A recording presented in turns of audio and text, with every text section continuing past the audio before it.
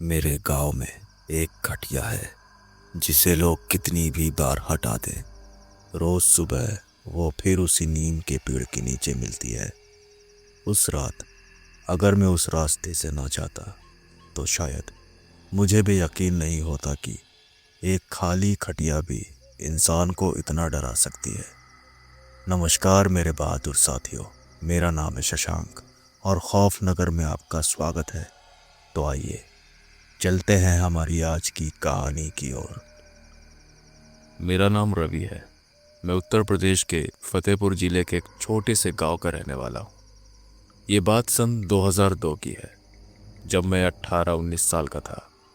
यह घटना आज से करीब 22 साल पहले की है, लेकिन आज भी जब मैं उस रात को याद करता हूँ तो मेरे रोंगटे खड़े हो जाते हैं।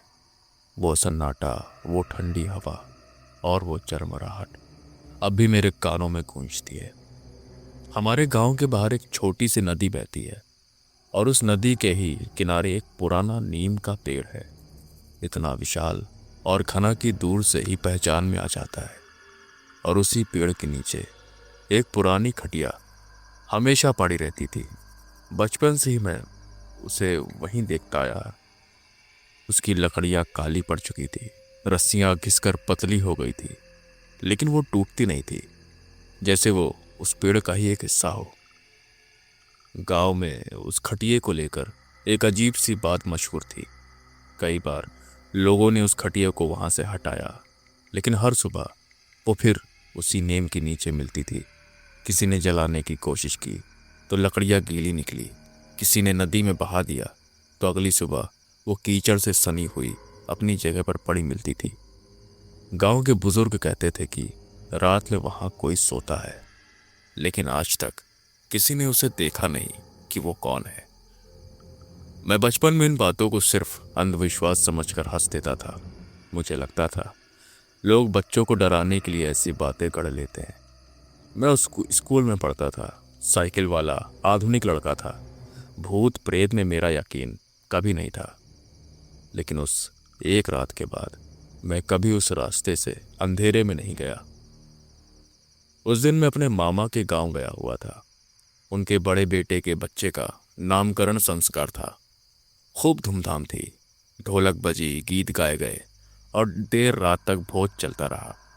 और तभी बातों के दौर में किसी ने उस खटिये का जिक्र छेड़ दिया। एक बुजुर्ग बोले, अरे वो खटिया आज भी है क्या वहां पे? मैंने हंसते हुए कहा, हाँ चाचा, वहीं पर ही पड़ी है। उन्होंने फिर गमछे से अपना पसीना पोंछते हुए कहा, बेटा, उसे हल्के में मत लेना। और फिर उन्होंने मुझे एक कहानी सुनाई। कहते हैं उस गांव में एक किसान रहता था, बुधई, बड़ा सीधा साधा आदमी। उसके पास खेत तो बहुत थे, लेकिन ना बैल थे, ना मजदूर और ना घर में कोई अपना। बीवी पहले ही चल बसी थी और औलाद कोई नहीं थी।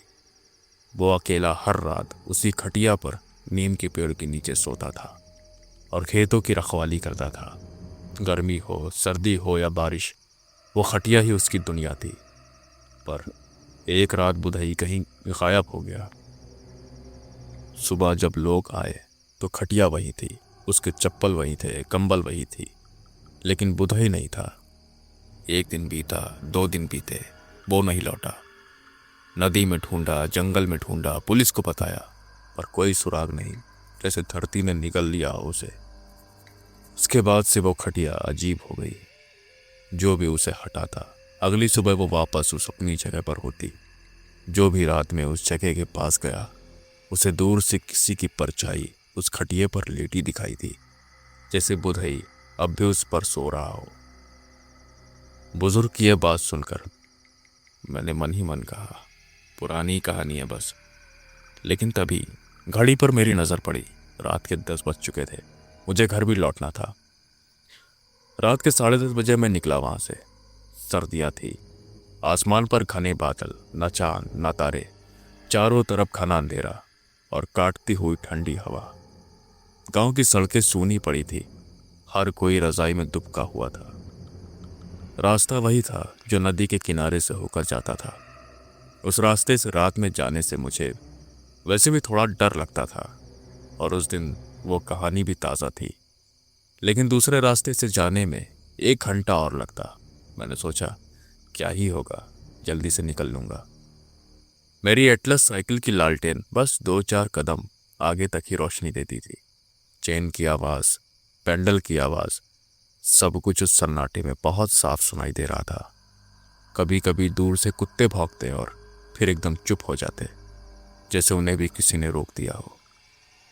करीब 10 मिनट में मैं उस जगह पर पहुंच गया। दूर से जैसे ही मैंने वो नीम का पेड़ देखा, वो सारी कहानियां एक झटके में दिमाग में घूम गई। मैंने फिर खुद को समझाया, अरे कुछ नहीं होता, भूत वूत सब बकवास है। और मैंने साइकिल की रफ्तार थोड़ी और बढ़ा दी। लेकिन जैसे ही मैं थोड़ा और पास पहुंचा, मेरी नज़र उस खटिया पर पड़ी। वो वही थी। अंधेरे में भी उसका काला आकार साफ दिख रहा था, और उस पर एक कंबल पड़ी थी, और वो कंबल बीच में से उभरी हुई थी, जैसे उसके नीचे कोई लेटा हो। मैंने सोचा कोई किसान सो रहा होगा, लेकिन तभी एक अजीब बात महसूस हुई। चारों तरफ हवा चल रही थी, लेकिन उस पेड़ के आसपास सब कुछ ठहरा हुआ था, कोई हवा नहीं। फिर भी खटिया हल्की हल्की हिल रही थी, जैसे कोई करवट बदल रहा हो। मेरे हाथ अपने आप हैंडल पर कस गए। मैंने अपनी साइकिल धीमी कर दी। अब मैं उस जगह के 50 कदम दूर था। तभी मुझे वो आवाज़ सुनाई दी, वही आवाज़ जो पुरानी खटिया पर बैठने से आती है, जब रस्सियाँ तनती है और लकड़ियाँ एक दूसरे से रगड़ खाती हैं। मेरा गला सूखने लगा। मैंने ध्यान से देखा, और तभी वो कंबल ऊपर उठा, बहुत धीरे से, जैसे उसके नीचे लेटा हुआ कोई उठकर बैठ गया हो। मेरे पैरों के नीचे से जैसे जमीन खिसक गई। मैं वहीं जम गया। लेकिन सबसे डरावनी बात यह थी, वहां कोई दिख नहीं रहा था। खटिया हिल रही थी, कंबल हिल रहा था, लेकिन कोई इंसान नहीं था। न सिर, न हाथ, न पैर, बस वो कंबल जो अपने आप उठ रहा था और गिर रहा था। मेरे पूरे शरीर में ठंडा पसीना आ गया। मैं पीछे मुड़ा, दौड़कर साइकिल तक पहुंचा। हाथ कांप रहे थे, पैर लड़खड़ा रहे थे। साइकिल उठाई और पूरी ताकत से पेंडल मारने लगा। बस एक ही ख्याल था, इस जगह से जल्द पार कर लूं। जैसे ही मैं खटिया के बिल्कुल पास से गुजरा, खटिया जोर से हिली। रस्सियां चर चर की आवाज के साथ तन गई, और उसी पर मुझे सुनाई दी सांसें, भारी गहरी सांसें, जैसे कोई गहरी नींद में सो रहा हो। ऐसी आवाज जैसे बहुत बुजुर्ग आदमी की छाती से आ रही हो। मैंने पेंडल और तेज मारे, और तभी पीछे से एक आवाज आई, कौन है? वो आवाज बहुत धीमी थी, दबी हुई, लेकिन हर शब्द साफ सुनाई दिया। किसी बूढ़े आदमी की आवाज, जैसे सालों से किसी ने उससे बात ना की हो। गला सूखा हुआ, शब्द मुश्किल से निकल रहे थे। कौन है? और फिर थोड़ी जोर से, रुक जा बेटा, रुक जा। मेरा दिल इतनी जोर से धड़क रहा था कि लगा सीने से बाहर निकल जाएगा। मैंने पीछे नहीं देखा, एक पल के लिए भी नहीं। पैरों में जान नहीं थी, लेकिन पेंडल मारता रहा। साइकिल की चेन ढीली हो गई थी, पर परवाह नहीं थी। करीब 2 मिनट बाद जब मैं काफी दूर निकल आया, तब हिम्मत जुटाकर पीछे मुड़कर देखा। नीम का पेड़ दूर खड़ा था, और उसके नीचे वही खटिया, लेकिन अब वो बिल्कुल शांत थी, जैसे वहां कभी कुछ हुआ ही नहीं। ना हवा, ना आवाज, ना कोई हरकत, बस वो पेड़, वो खटिया, और चारों तरफ अंधेरा। मैं फिर सीधे घर पहुंचा। अम्मा ने दरवाजा खोला, मेरा चेहरा देखा, बोली, क्या हुआ? तबीयत खराब है? नहीं अम्मा, बस ठंड बहुत लग गई है। मैं उन्हें कुछ भी नहीं बता सका। पूरी रात नींद नहीं आई। जैसे ही आंख बंद करता, वो आवाज कानों में गूंजती, कौन है? रुक जा बेटा। और वो कंबल जो अपने आप उठ रहा था। मैंने कई बार लालटेन जलाई, कमरे के कोनों में झांका। ऐसा लग रहा था जैसे कोई मुझे देख रहा है। सर्दी की रात थी, लेकिन शरीर से पसीना निकल रहा था। अगले दिन सुबह मैं अपने दोस्त नसीम के साथ उधर गया। नसीम बचपन का यार था मेरा। मैंने उसे सब बताया। वो पहले हंसा। रवि, तू भी क्या बात करता है यार, रात में तू डर गया होगा इसलिए ऐसा हुआ होगा। लेकिन जब हम वहां पहुंचे तो वो चुप हो गया। खटिया वहीं थी, उसी जगह पर, और ऊपर वही पुराना फटा पुराना कंबल। नसीम ने कहा, चल आज इसे हटाते हैं। लेकिन उसके पाँव आगे नहीं बढ़े, वो भी वहीं रुक गया। तभी वहां से एक बुजुर्ग गुजरे, रामचंद्र चाचा, हमारे ही गांव के, 80 के करीब उम्र। उन्होंने हमारी बातें सुन ली और पास आ गए। तुम लोगों ने भी देख लिया क्या? मैंने पूछा। चाचा, ये खटिया यहाँ आती कहाँ से?